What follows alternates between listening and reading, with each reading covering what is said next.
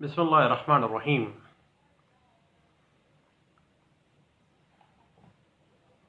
لوگو، آؤ تعریف کریں اس رب العالمین کی جس کا نظام ربوبیت حیرت انگیز اور وہ تمام خوبیوں، بڑائیوں اور اچھی صفتوں کا بے مثال نمونہ ہے۔ اے اللہ، ہم صرف تیری ہی بندگی اور صرف تیری ہی فرما برداری کرتے ہیں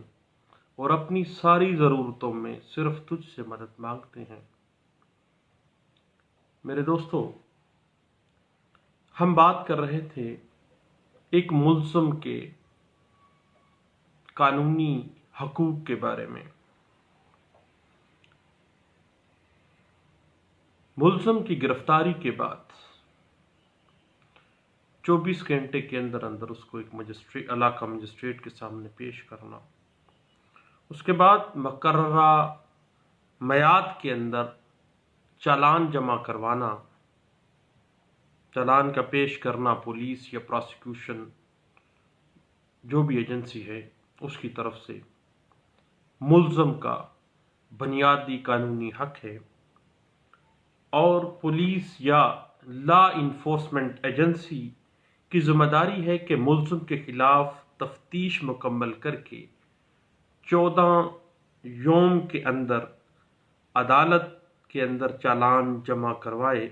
تاکہ مقدمے کا ٹرائل شروع کیا جا سکے۔ اگر مکمل چالان نہ بھیجا جائے تو نامکمل چالان عدالت میں داخل کیا جا سکتا ہے اور نامکمل چالان کی ہی بنا پہ مقدمے کی سماعت جو ہے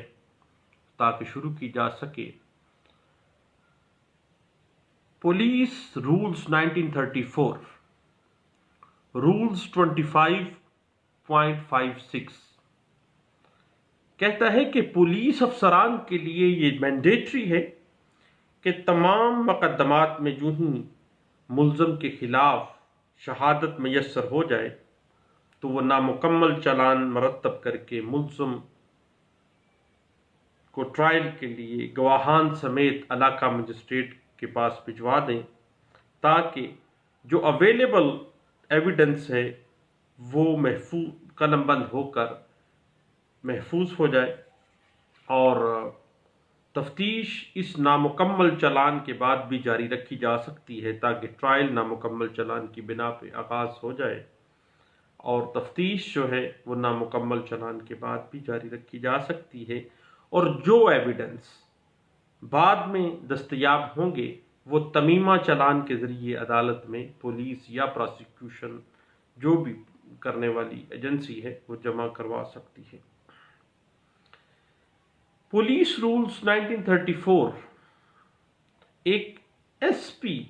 سپرنٹینڈنٹ آف پولیس کے متعلق یہ آرڈر کرتی ہے کہ جب بھی کسی سنگین مقدمہ میں پولیس افسر ود ان اسپیسیفک ٹائم چالان اگر جمع نہیں کرواتا، خواہ نامکمل چالان ہی جمع نہیں کرواتا، تو اس سے باز پرش جو ہے اس کی سرزنش جو ہے، جواب دہی جو ہے، وہ ایک سپرنٹینڈنٹ آف پولیس کی ذمہ داری ہے، اور نامکمل چالان پیش کرنے کا آرڈر ایس پی صاحب فوری طور پر اس تفتیشی آفیسر کو دیں گے۔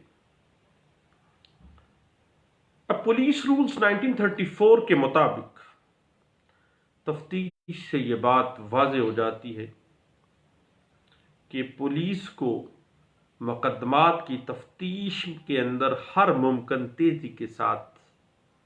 تفتیش کو مکمل کرنا چاہیے، اور تفتیش کی تکمیل کے بہانے سے مقدمات کی جو سماعت ہے اس میں تاخیر روا نہیں رکھنی چاہیے، کیونکہ ایک سیٹلڈ پرنسپل ہے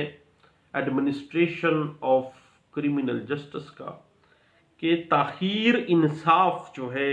وہ انکار انصاف ہے۔ Justice delayed justice denied. مقدمات کو دیر تک زیر تفتیش لٹکائے رکھنا بلاخر مقدمات کو ناکام اور نامراد بنانے کی وجہ بنتے ہیں، اور چالان میں دیر سے مقدمے کی سماعت دیری کی وجہ سے مقدمے کی سماعت جو ہے وہ پینڈنگ رہتی ہے، اور مجرمان جو پارٹی ہے، مجرمان کے جو لواحقین ہیں، مجرمان کے جو سرپرست ہیں، ان کو یہ موقع مل جاتا ہے کہ وہ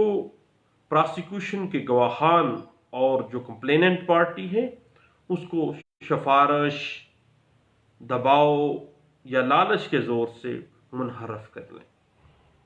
اور نتیجہ یہ نکلتا ہے کہ جب عرصہ دراز کے بعد مقدمہ چالان ہو کر ایک کمپیٹنٹ کورٹ میں ٹرائل کے لیے آتا ہے تو ملزمان کے خلاف جو ایویڈنس ہے وہ پارشلی یا مکمل طور پر ڈیلیپیڈیٹڈ، ختم ہو چکی ہوتی ہے، اور اس سے تفتیش کی تکمیل کا جو مرحلہ، جو مقصد ہے پولیس رولز 1934 یا ایڈمنسٹریشن آف کرمنل جسٹس کے مطابق، وہ ختم ہو کے رہ جاتا ہے۔ ملزمان کی گرفتاری کے زیادہ سے زیادہ 14 دن کے اندر، 14 دن تک اس کو پولیس ریمانڈ پر رکھا جا سکتا ہے۔ اس کے بعد اگر چالان عدالت میں ہوا انٹرم ہی کیوں نہ ہو، وہ جمع کروانا لازمی ہے۔ اگر وہ چالان عدالت میں پیش نہ کیا جائے تو مزید 14 دن کے بعد ملزم کا ریمانڈ جو ہے وہ منظور نہیں ہوگا، بلکہ وہ بیل آؤٹ بھی ہو سکتا ہے۔ یہ بات ایک سیٹل پرنسپل ہے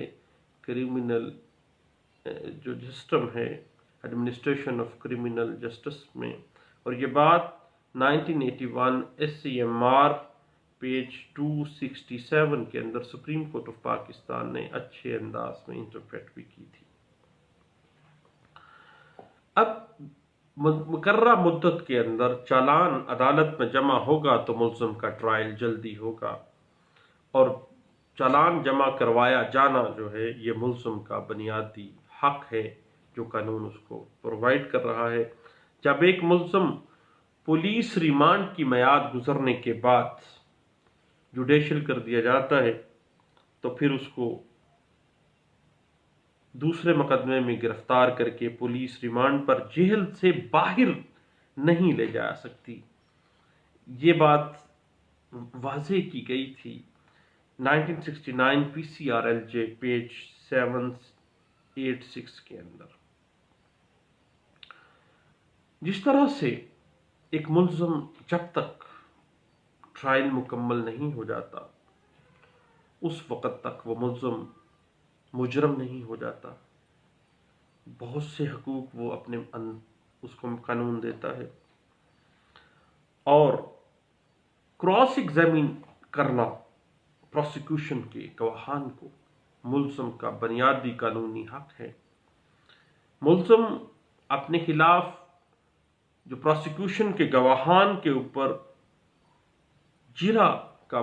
حق رکھتا ہے، قانون اس کو یہ بنیادی حق دیتا ہے، اور وہ اپنے طور پر اپنے بہترین مفاد میں اپنے وکیل کے ذریعے کراس ایگزامن ان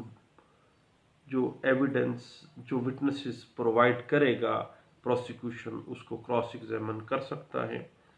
اگر ملزم کو کراس ایگزامن کرنے کا حق نہیں دیا گیا ہو یا بغیر کسی معقول وجہ کے ایسا حق ختم کر دیا گیا ہے تو پھر پروسیکیوشن کے کیس کی ساری کارروائی جو ہے وہ کالعدم ٹھہرائی جائے گی اور منسوخ ہو جائے گی، اور اگر کسی ملزم کو گواہ کے اوپر، پروسیکیوشن کے گواہ کے اوپر کراس ایگزامن کرنے کا حق نہیں دیا گیا تو ایسے گواہ کا بیان جو ہے وہ ایڈمیسیبل شہادت کے طور پہ نہیں سمجھا جائے گا، کیونکہ اگر اس نے بیان تو دیا لیکن ملزم کا حق ہی ختم کر دیا گیا، دین ایسے گواہ کا بیان جو ہے ان ایڈمیسیبل کنسیڈر کیا جائے گا۔ اور یہ بات 1986 SCMR پیج 620 کے اندر سپریم کورٹ آف پاکستان نے واضح کی تھی۔ اور کراس ایگزامن جو ہے ایک ملزم کے وکیل کی طرف سے ہونا چاہیے، کیونکہ ملزم آج خود اگر جرح کرتا ہے تو وہ قطعی صورت ایک وکیل کے ذریعے क्रॉस एग्जामिनेशन जो होता है उसका मुतबादल नहीं हो सकता। ये बात इंटरप्रेट हुई 1993 SCMR पेज 550 के अंदर। याद रखिएगा कि जब भी ट्रायल होगा तो उस क्रिमिनल ट्रायल में मुल्ज़िम के खिलाफ प्रोसिक्यूशन के जो विटनेसेस गवाही देंगे उनकी तमाम शहादत मुल्ज़िम के रूबरू होनी चाहिए, मुल्ज़िम के बिल्कुल सामने, और उसे उस बयानों के ऊपर क्रॉस एग्जामिनेशन का बुनियादी और कानूनी हक जो है वो मिलना चाहिए। ये बात वाज़िह भी की गई, इंटरप्रेट हुई है, बड़े अच्छे अंदाज से इसकी वजाहत की गई। 2000 YLR पेज 2330 के अंदर इस बात को वाज़ेह किया गया था और इस पर बहुत लंबी चौड़ी जो जजमेंट है वो पास की गई थी। उसके बाद ट्रायल की फौरी समाअत जो है वो मुल्ज़िम का कानूनी हक है। फौरी समाअत मुल्ज़िम का ऐसा हक है जो रूल ऑफ लॉ कहता है कि ये इसका बुनियादी हक है एक मुल्ज़िम का। रूल ऑफ लॉ उस वक़्त तक अपना एग्जिस्टेंस प्रूव ही नहीं कर सकता माशरे में जब तक कि फौरी समाअत को मुल्ज़िम का तस्लीम शुदा बुनियादी कानूनी हक ना माना जाए। अक्सर अदालतों ने, आला अदलिया, फौरी समाअत मुकदमात की जो है वो मुल्ज़मान का बुनियादी हक तस्लीम करती हैं। अगर काफ़ी अरसे तक प्रोसिक्यूशन अपना मौक़िफ़ साबित नहीं कर पाता और मुल्ज़िम बेचारा लटका रहता है तो देन डिले होने का, ट्रायल के जितना भी डिले होगा उसकी जो बेनिफिट है वो मुल्ज़िम को मिलना उसका बुनियादी हक है। और क्रिमिनल ट्रायल का डिले होना प्रोसिक्यूशन के लिए नुकसानदेह है। याद रखिएगा कि जस्टिस डिलेड जस्टिस डिनाइड होता है। फौरी और गैर जानबदाराना ट्रायल जो है उससे कोई भी अदलिया की कोई भी कोर्ट इनकार नहीं कर सकती और महज इस वजह से आला अदालतें कार्रवाइयों को कालदम और मनसूख भी कर देती हैं कि क्रिमिनल ट्रायल के अंदर अगर फौरी समाअत नहीं की गई, इतनी लंबी डिले किया गया है तो प्रोसिक्यूशन का जो केस है उसमें बहुत सा डेंट पड़ जाता है और प्रोसिक्यूशन की तमाम कार्रवाई जो है वो मनसूख की जा सकती है। ये बात PLD 2004 Karachi high court page 348 में वाज़ेह की गई थी और 1986 PCRLJ पेज 1736 के अंदर इस बात को वाज़ेह किया गया है। दोस्तों याद रखिएगा कि बुनियादी जो प्रिंसिपल है वो ये है कि गैर जानबदाराना समाअत हो,